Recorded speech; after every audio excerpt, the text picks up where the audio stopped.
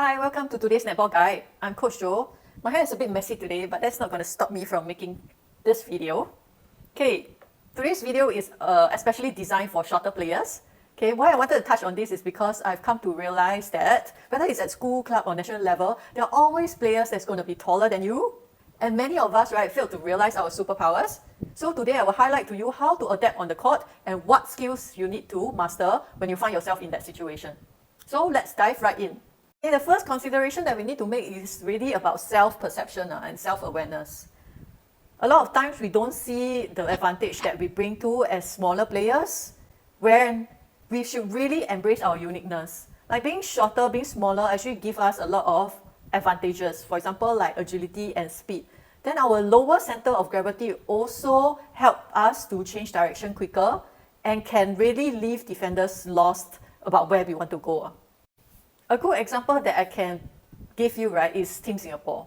In the world's netball stage, right, we really play our own brand of netball, which consists more of short, sharp, like punchy drives. Okay, we only do like flat passes and also play off body during defense. Then our shooters, right, is all range shooters, not just focusing on like the short ranges.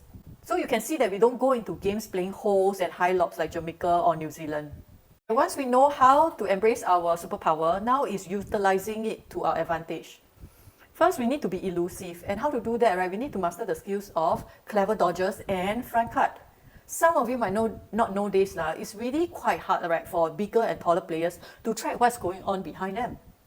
So clever dodges can really help you turn their heads or make them shift their body weight more, or even make them face you in order for them to know where you are.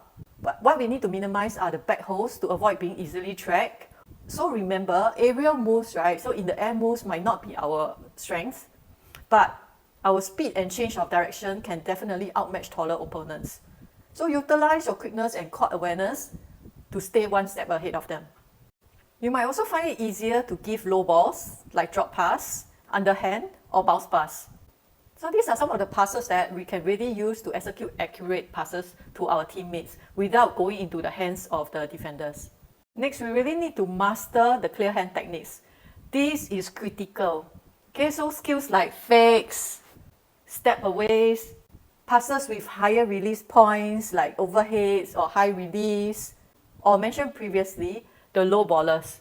This will help build your confidence and passing precision when there's a giant towering over you. Another skill is cutting to the open side. We need to create space for ourselves by cutting to the open side. Open sides are like when the giant is towering over you, right? It's the space that are around their armpit areas. These are called open sides because they are where you can see and areas whereby you don't need to throw over that tall hands or the tall players. Here, of course, again, use your agility to change direction swiftly and also position yourself for that clear pass. Now let's get into position. If you are playing as a feeder, you must own the circle and make it your territory. That's the only place, right, that your defender has to be beside you. So hit the circle edge and you'll be granted a clear vision to give those amazing feats that I know you have. As a shooter, you need to master your long-range shots and also your step aways, whether it's step to the side or step back. Alternatively, as a shooter, you can also assume more of like a feeder, a sneaky feeder role, and surprise defenders with a variety of tricky second passes. With that, you can also develop yourself into a multi-dimensional threat to the opposite team within the circle. And if you are a defender, the best chance that you can have is to play off body to avoid being tangled in the holes by the taller and bigger players. Focus on stopping the ball before it reaches the tall player.